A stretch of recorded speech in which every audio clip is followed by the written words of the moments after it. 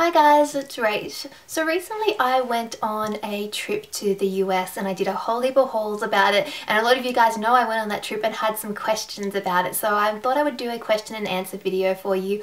I asked questions on both Instagram and Facebook, so I have my phone here and I'm just going to keep this really casual and go through and answer as many questions as I can. There are a lot of double ups, so I won't answer every single question, otherwise this video will go forever, and it's probably going to be on the long side anyway, but I'm going to try and answer some of the main ones that keep on coming up a lot.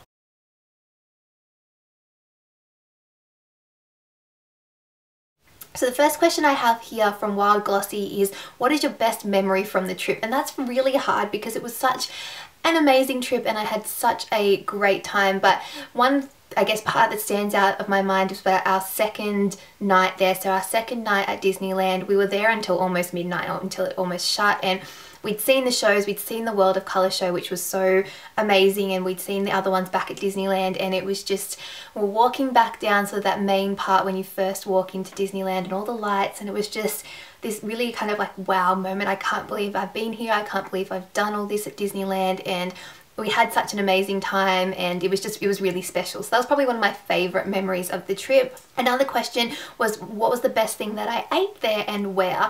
I mean, we had some really cool food. One of my favorite places was definitely In-N-Out. I loved the cheeseburger that I had there. It was so simple, but it was just really, really yummy. I had the cheeseburger and some fries and a Minute Maid lemonade, and it was just one of my favorite meals of the entire trip, and it was less than, I think the actual meal for both my mum and I cost less than $8.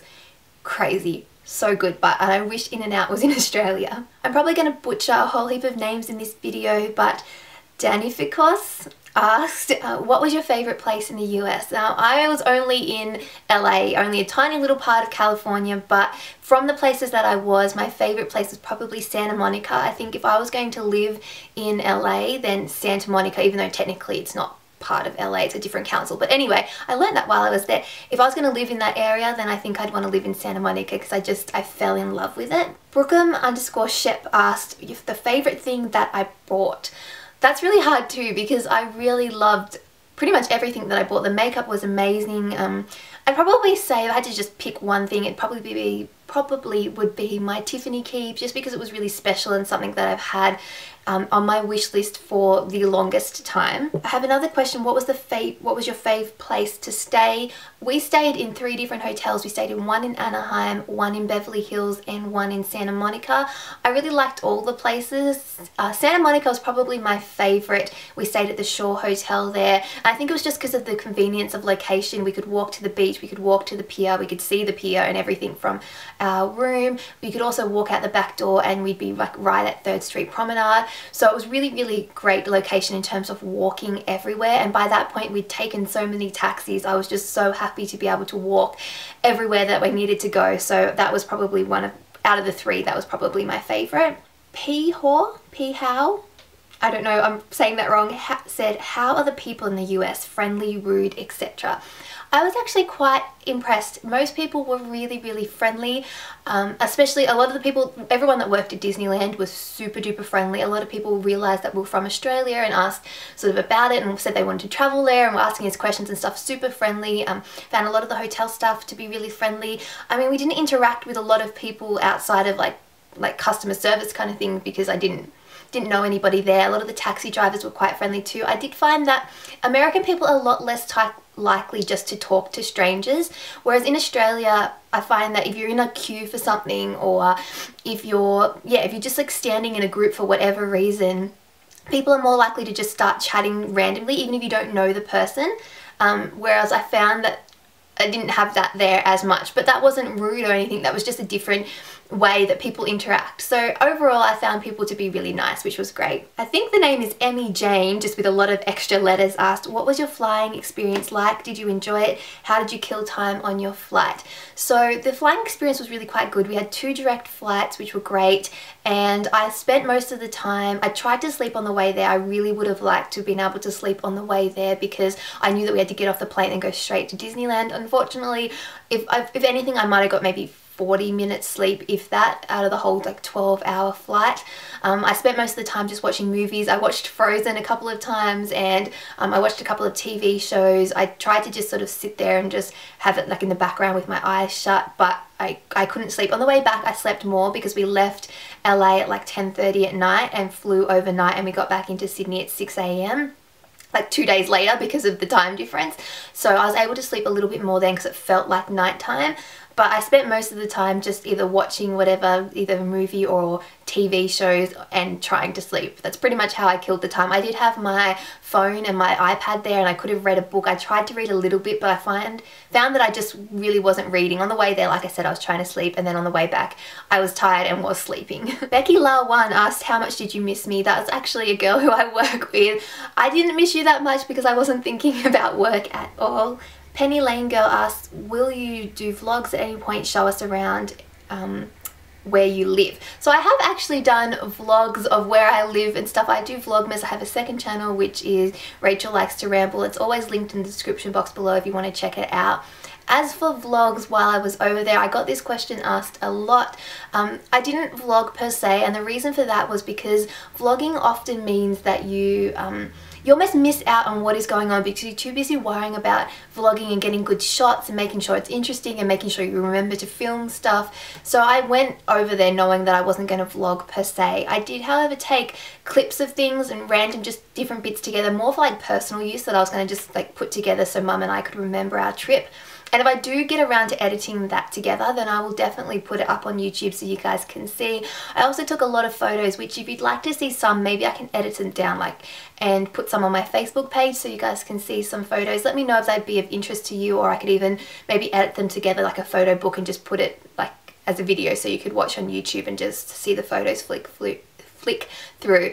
If that's of interest at all, let me know in the comments below, and I'll try and get to that at some point. Happy Laura asked, what products did you search high and low for but weren't able to find? I mentioned in my haul that I was searching high and low for the Naked 3 palette, and I eventually found that on like the very last day. The Lorac Pro palette I would have liked, and they stopped stocking that at Sephora, and I didn't know where else. I believe now that you can get it at Nordstrom. I know online. I don't know if they have counters. I never ran into a Lorac counter, but I would have loved to have gotten some Lorac products. I also never got to go into an Ulta, and I would have loved to go into an Ulta because there was a few brands that I would have liked to have been able to pick up that I didn't.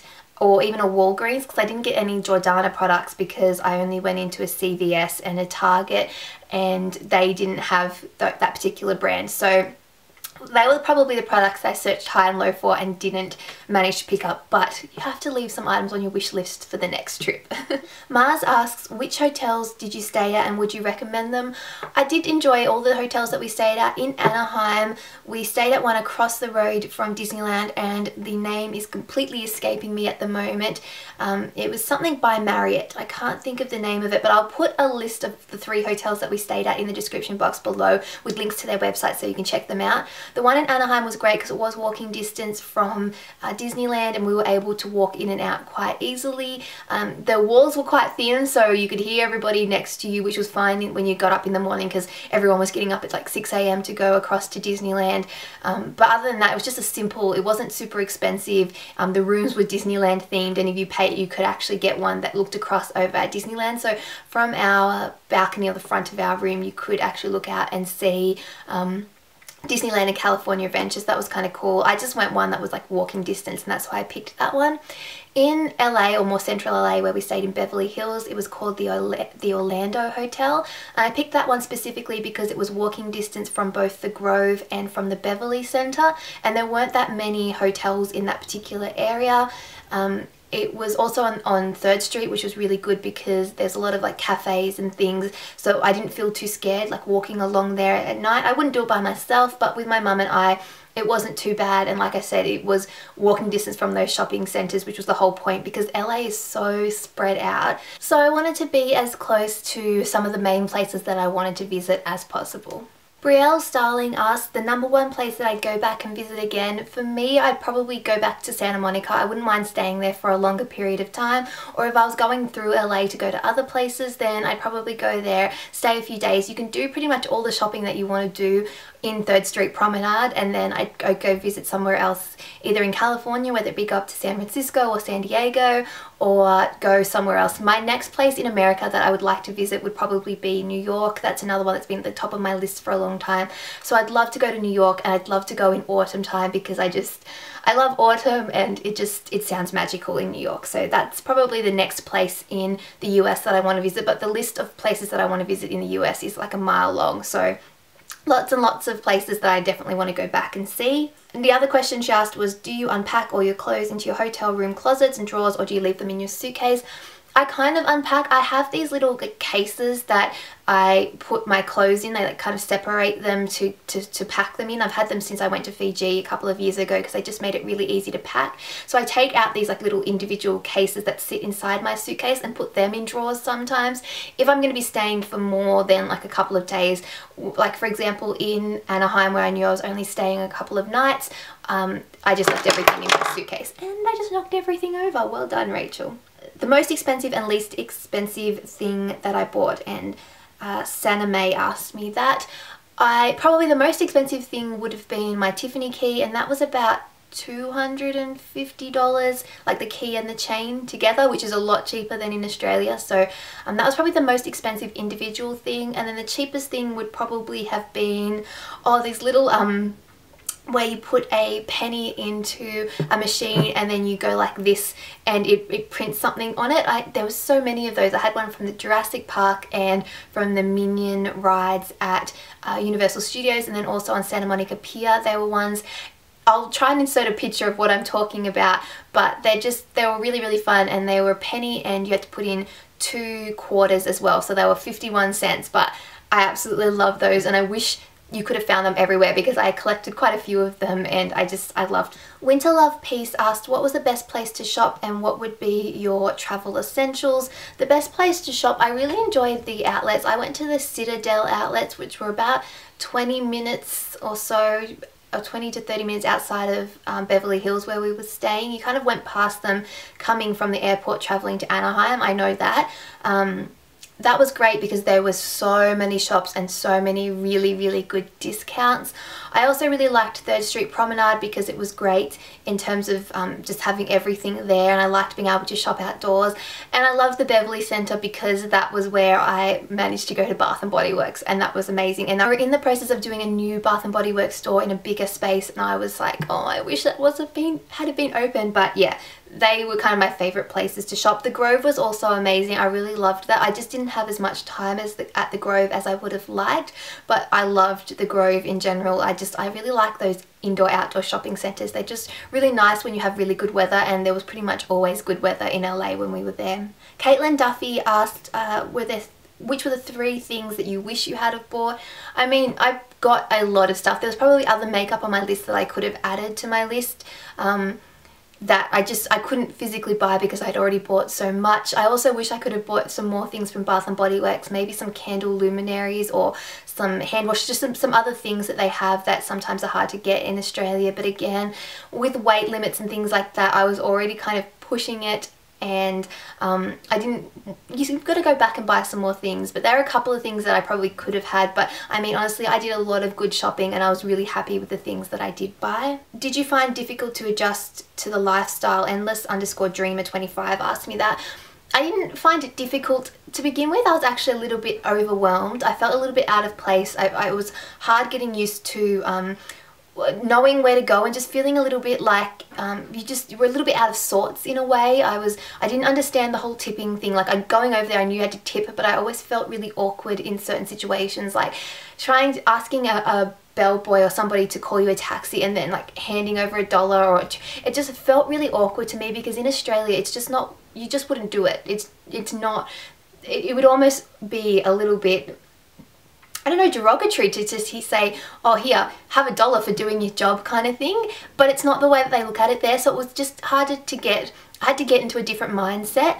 I mean, it's not like I minded paying somebody. I just felt really awkward, if that makes sense. But other than that, it was easy because the language is the same, and a lot of the culture is very, very similar, and I knew going over to America and understood a lot of the culture as well, so that was a lot easier than if I went to a country where I didn't speak the language or didn't know a lot about the culture. Just scrolling through. Cara19 asked, how much did your suitcase weigh? I had 2 suitcases. I'm going to answer this question because I know a lot of people have asked it. My airline, I flew Delta both there and back, and it allowed 2 suitcases, so 2 23 kilogram or around 51 pound suitcases per person, plus your carry-on and like a handbag or whatever. So my mum and I both had 2 suitcases, and I purchased 2 suitcases over there, a medium and a large size one, and I took a medium suitcase over there. My mum took a large one, so my one that I took over there became my mum's second suitcase, and I bought 2, like I said, at the outlets. So we both came back with 2 suitcases and 2 like little carry-on slash handbag kind of things. They both were under. When we did get to the airport, one of them was over for both of us and we had to just switch some stuff out. It was like literally over by a couple of pounds, so that was just bad packing on our half because we couldn't really work out, like, feeling them how heavy they were, but we were able to switch and we're fine. So we didn't pay any excess luggage at all. We had normal economy seats. When I was researching, you can see which flights or which carriers do offer you 2 suitcases. I know Hawaiian Airlines, some of the flights that I'm looking at offered 2 suitcases, same with Virgin, same with Qantas. So you can definitely get that. It wasn't a special seat. I didn't pay extra. I had the cheapest kind of seats on the plane kind of thing, and we just happened to be able to take 2 suitcases. So that's what we did. We did fly Delta. They were direct flights. There was about 12 hours, coming back was 14, and that was because of like you flying with the wind and flying against the wind. We flew both in and out of Sydney to LAX.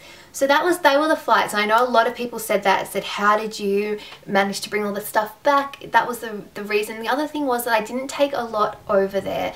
I purposely knew that I was doing a lot of shopping. I knew that I'd buy clothes, so I wore a lot of the clothes that I bought and I showed in hauls while I was over there because I took minimal stuff. I took just what I would need for Disneyland because I knew I wouldn't shop sort of between when I got there and stuff like that. So I definitely had some clothes with me.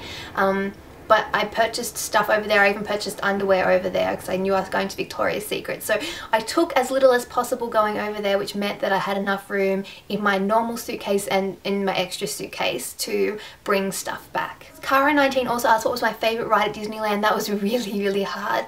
A lot of like the roller coaster-esque rides were probably my favourite. I really liked the Matterhorn bobsled, the old like Thunder Railroad one, I can't think of the name. Splash Mountain was really fun as well. At California Adventure, I really liked the California Screaming roller coaster. That was awesome. And the Soaring Over California thing, the where you sort of sit in a big, it's not really a ride so much, like you sit in a little kind of thing that moves around and you're in front of a really big screen and it looks like you're flying over California. That was cool as well because I got to see places in California that I haven't got to see before, and it felt like I was like hang gliding over it. M's Life asked what was my worst experience I had over there. It was probably after I'd been there for a couple of nights. We'd been running on literally like no sleep, and then the sort of tour that we'd planned to go on, or a shuttle bus that was going to take us to a different outlets that was further away, the Camarillo outlets, cancelled on us. And it was just a change in plans, and I was super tired, and I knew that I'd really want to go there, and I didn't know how to fix it or what to do, and I couldn't just take a taxi because it was going to cost too much. And that was kind of like I had a little bit of a teary moment because I'd also started to get sick. I got sick on like the second day there and had it for pretty much the whole trip. So everything was just overwhelming, and at that point I was just like, oh my god, this holiday is going to be ruined. It was fine. I was being overly dramatic. I got over it. We went to the baseball that night, and by like the next day we'd worked out that we'd go to the Citadel Outlets and we could take a taxi there, and it'd still be expensive but wouldn't be as much, and it was fine. But that was probably like the worst part of my trip because I just had that little breakdown early on, and a lot of it would have been from lack of sleep. This video is going on forever. I'm really sorry. I was about to flick over to my Facebook page to look at some of the questions there, and for some reason I can't find the status. I don't know why it's disappeared. I'm flicking through and I cannot find it, but I do vaguely remember some of the questions there. I know one of the main questions that I haven't covered is a lot of people have asked how much did I spend, how much did the trip cost.